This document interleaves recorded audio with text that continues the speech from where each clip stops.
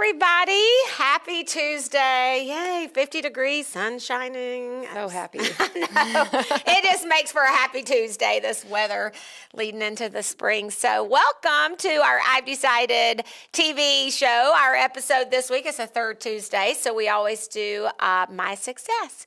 And I'm really happy. I hate to use the word excited because we're going to be talking about a story that's not like the most exciting thing that's ever happened to you. Well, it was exciting, but not in a good way. Not the most. Usually when I say I'm so excited or this is exciting, I'm usually meaning, yay, this is the most awesome thing ever. But it's not necessarily the most awesome story ever, but our weekly winning word this week, as many of you know, is adapt. And so when I was thinking about who to have on the show with me today, I thought about you, Joyce, because you have had to experienced something that forced you into having to really adapt your entire life for a short time. Yes. And I thought, man, this could be very inspiring and encourage us when something happens that is unexpected. Yes. Then you have to adapt and make it work because life goes on. Yes. And so this is Joyce Day. Hi. You're on video more than me, I think. So I'm pretty okay. sure that most people watching probably know you or have met you at one of our conferences along the way. You've been a part of I've Decided. You've been a business member really since the beginning. Pretty close, yeah. So almost 5 years now. Yep. Time flies, doesn't it? It sure does. I know. Pretty cool. And so, but if you don't recognize Joyce, this is Joyce Day. She is really our go-to green lady. Teach us how to live green, live healthy, preventative care, but grow your green lifestyle. That's right. Grow your green lifestyle. And it's about living green and taking care of yourself. And that's really your mission and what you do. And so, but along the way, it's been how many weeks ago? It was 8.5 weeks ago. It'll be 9 weeks on Thursday. This Thursday, our BYOB, you're coming, right? I'm there. So 9 weeks ago, you were at our Build Your Own Business. Yes. You done live video that morning. You were at our business networking event, and you were heading off to go do a little skiing over at Donovan Park. Yeah. And you take over. Tell us what happened. Cue the theme music. Inquiring minds are dying to know. Yes. So I went out to Donovan Park, and as you Central Illinoisans know, there's a lot of years we don't have enough snow to cross-country ski here. But I used to live out west, and I'm an avid cross-country skier, and I have my own skis in my garage that sit neglected some years. It makes me very sad. So we had great snow this year, and it was our first big snow. Remember, we had about a foot of snow almost. I remember all the snow. Yeah, and it had come in earlier that week, and it had kind of froze and melted and then froze overnight, then melted and then froze overnight. So there was a lot of snow out there, but it was pretty icy conditions. But I decided that I had a window of time between meetings that morning from about 10:30 after I left the BYOB to go to my meetings after that. And by the way, that's Build Your Own Business. Yes. Not bring your, because you weren't skiing. I wasn't drinking. We weren't drinking at 10:30 in the morning. No. We just kind of do a play on words there. Yeah, so sorry. Just want to be clear. Little acronym for you. Yeah, they'd be like, oh yeah, she got drunk and fell skiing at 10:30. Yeah, it all makes sense. So I left the get-together, the networking, and went to the ski place and skied for about 20, 25 minutes. I posted the happiest selfie on my Instagram you have ever seen. I mean, just so thankful to be out there skiing and so happy, but it was pretty icy conditions, and I had fallen twice that morning just in the normal course of things, and I thought, I'm just going to go back to the parking lot. I've decided to cut across the old golf course through an area that I really haven't been through before, and it turns out there's an old creek bed that runs through there, and they had smoothed it out and made it a little ski area, still part of the ski trail, but it's a little bit more aggressive than most people are used to, which I was fine with. I've skied for 20 years, but it was just that perfect circumstance where I went down the hill. It was pretty steep. I was going pretty fast and tried to slow down. I had my skis pointed together, snow plowing, for those of you that know what that is. And I did slow down, but about halfway down the hill, because I was going slower, my left ski wedged into some ice and snow, and it stopped me suddenly. So I tried to control the fall and went to drop to the left, the way I've handled it for 20 years, and my ski was pointed inward to the right. I fell to the left, and it shot all that energy right down my left leg, and I had a spiral fracture, broken 3 different places. I cringed because I saw the x-ray. The x-rays are ugly. Well, you know what's so funny is you sent me a text and you said, Kim, I don't think I'll be at the conference, because this was the Thursday before our conference, our full day conference. Yes. And you said it was, I didn't understand it was as bad as it was, because your text was like, I don't think I'll be at the conference. I fell and I broke my leg, and I may have to have surgery. And then it wasn't very long later, your husband had posted the picture of the x-ray, and I about fell out of my chair. Yeah. I was like, yeah, you aren't good. I'm thinking to myself, poor Joyce. I don't even know if she knows it's that bad. Like, it's like bad. Well, I'll be honest. I was fairly sedated at that point. Right. So, it's, you know, the wonderful firefighters from the Peoria firefighters district or whatever, they're amazing. Thank you so much for coming and rescuing me. I was out there by myself. There wasn't hardly anybody else out there. I wonder you didn't faint from the pain, pass out. Fun fact, at least for me, it didn't puncture the skin, so I actually didn't feel any pain for about 30 minutes. I felt intense pressure, and I knew that my leg was swelling pretty intensely because my boot started getting crazy tight.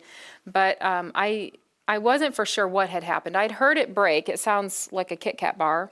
If you haven't heard that noise before. Nobody ever wants to hear your bones sound like a Kit Kat. You don't ever want to hear that. It's like the Kit Kat commercial, like that breaking sound. That's what it sounded like. So I wasn't for sure. I was still hopeful that maybe it was something else.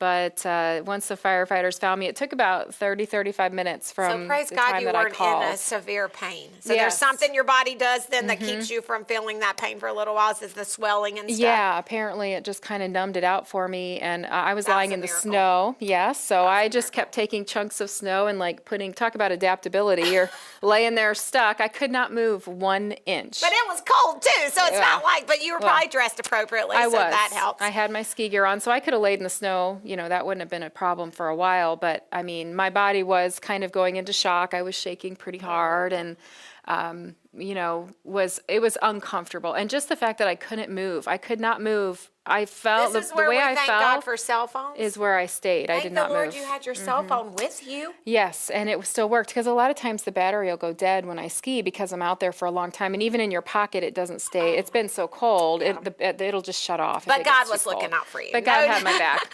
literally. And we're thinking, and this show is my success, and so this is your success. This story, the success is just really how you adapted to this. So obviously, that was a tragedy. And obviously, it's a terrible thing to happen to anybody. But I just feel like I've just been watching you from, I just feel like you've handled it like a champ. And I know that you said you had your moments. Yes. But I just, these kind of stories are inspiring to people, because it's like, okay, if you can do all this and go through all that, surely I can get my butt up and do something. Yeah. And so I just, how did you, because obviously you're busy. You own your own business. You have a little daughter. Yes. You have a whole family, but you got a little one. I have teenagers, a little different. You've got a little daughter. And you have this whole life, your whole business, everything comes to a complete halt. Yes. And so just give us some pointers, like what happened? Well, I did have to have surgery too. Yes. So on top of the broken leg, I had a surgery to put a steel rod in from knee to ankle, and all the screws and all that good stuff. So I came home from it. It took me about 4 days to get out of the hospital, and then came home we have a spare bedroom now because my teenagers have moved out. So the spare bedroom is about a few feet from the bathroom. So I went from very busy schedule, driving, picking up my daughter every day, doing all the stuff, mom stuff, business stuff, to lying on my back in the spare bedroom where going to the bathroom every couple of hours became a major ordeal. I was on a Don't walker. even think about that. Yeah, and just that alone. And then I was on the medications.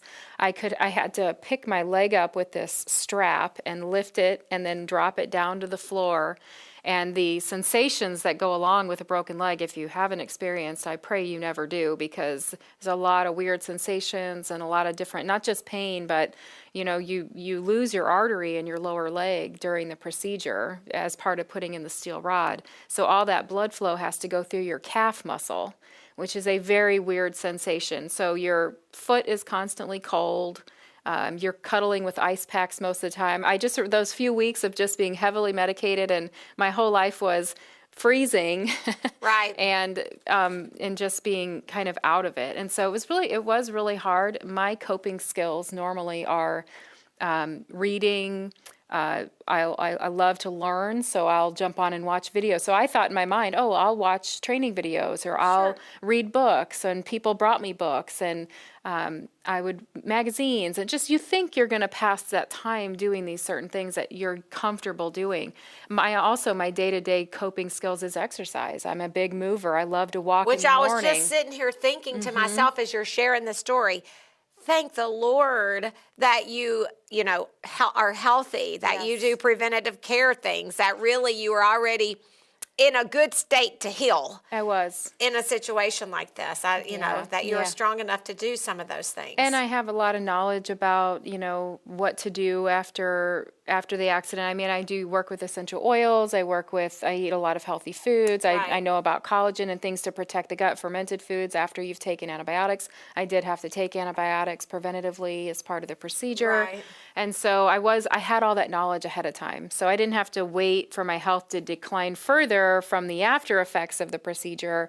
I already knew some things that would help me as I went through it. So that was a huge blessing. But to have your coping skills taken away from you in the course of going through something like that, that was probably my biggest challenge, because when I felt stressed, when I was scared, when I was worried, when I was overwhelmed or feeling, you can't help but go through some periods of depression, and I'm not a depressive person. But this is a tragic thing that happened. It just makes you, especially after the first 3 or 4 weeks. At that point, you're just in survival mode.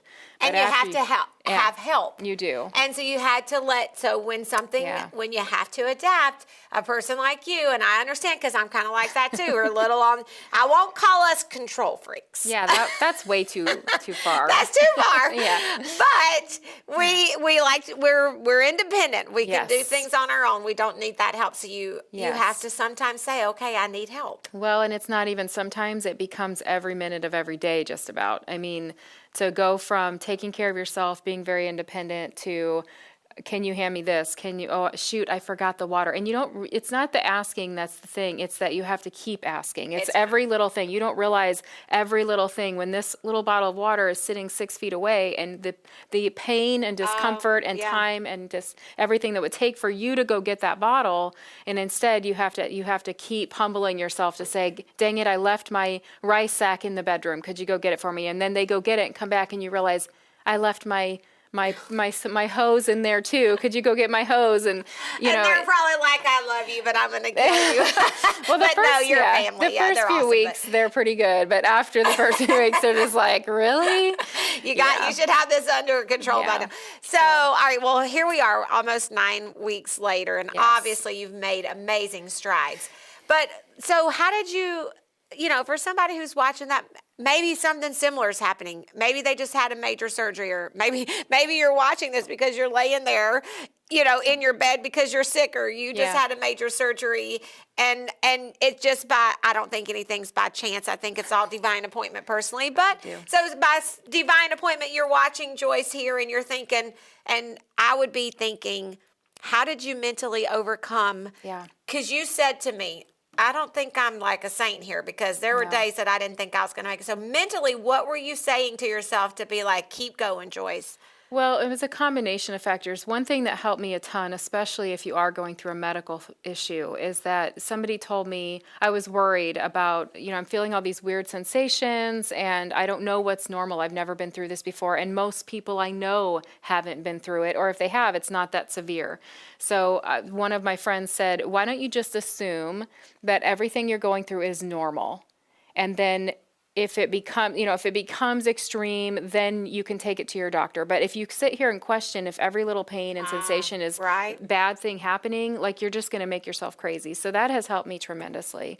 So just assume just normal things happening, Yes, unless it's something extreme. So you could say this is normal, Joyce. Yes. Your leg just snapped in two. You just had surgery. You're going to have numbness. You're going to have weird sensations in the middle of the night because you don't pay attention to your sensations as much. So nighttime especially, you're laying there. It totally flipped my sleep schedule. So I was medicated. I was up at all hours of the night. Oh my gosh. And so I would wake up sometimes at 2 or 3 in the morning and just lay there. You're But you're wide still kind awake. of sedated, but you can't go to sleep. So your brain's just kind of going. But I couldn't read because I had brain fog. I couldn't remember anything that I'd read.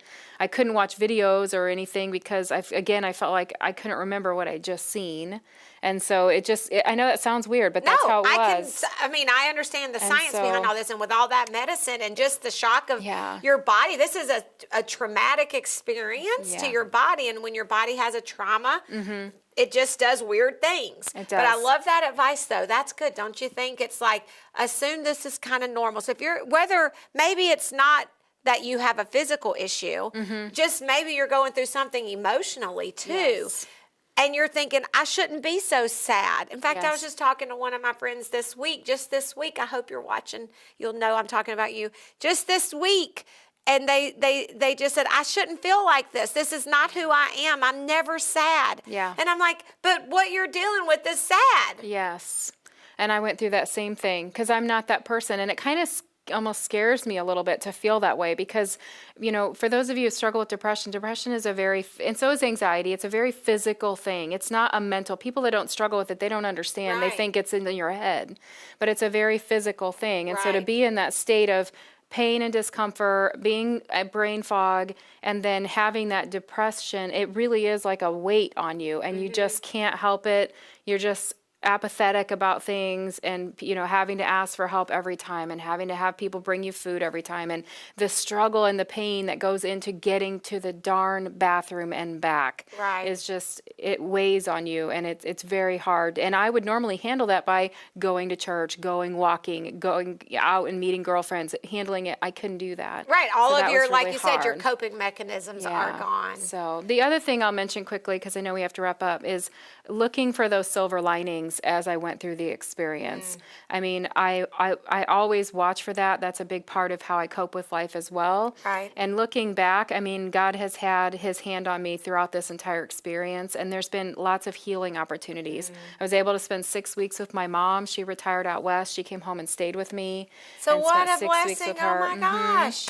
And So that that's- is a little blessing. Yeah. So and these little, and you need to, you slow down. Yes. And now you got, you got to be busy, do the things you want to do, but take time to Yes. slow down. I bet that's a good And one. it's good for me to learn how to ask for help. And teaching my daughter, she's 7, I've been wanting to teach her how to cook and how to do Oh, things in the good. kitchen. But it's hard as a busy mom to let your kids do it because it's so slow. And so now now I have to let her help You're me. like, so "Oh, Mom, yeah, help." I would And sit on I a know chair Emma, and so she's can you like- get this out of the fridge and get I'm this sure over there. she And loves it. She did. We had a lot of fun. That's so. great. That's awesome. And here you are, back at it. That's right. You got your boot, still a little slow, got to be really careful, but here you are, back doing your podcast, sharing your story just like you would do. You're awesome. Yep. And even you're actually going to be at our conference on Yes. April 13th. Yes, come say hi. Yes, come talk to her. You want to meet her. And then on April 14th at the Garden, Yep. you're doing an oils Yes. class. Every few months we do an oils workshop, an essential oils workshop, and it's focused on the season of the time of year. So we had our winter oils workshop there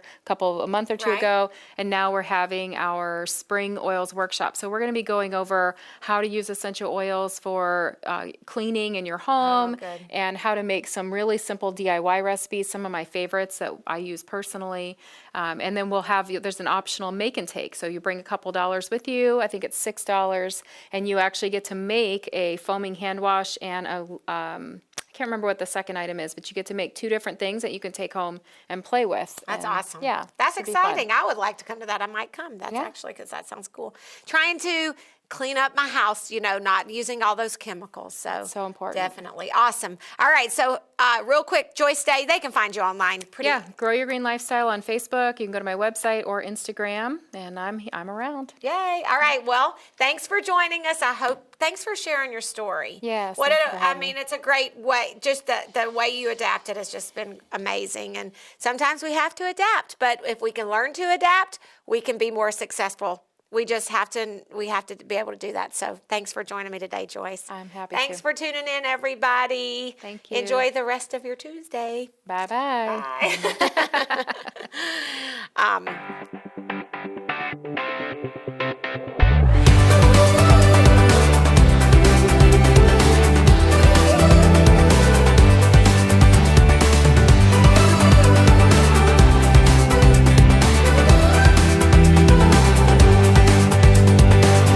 PeoriaLife.com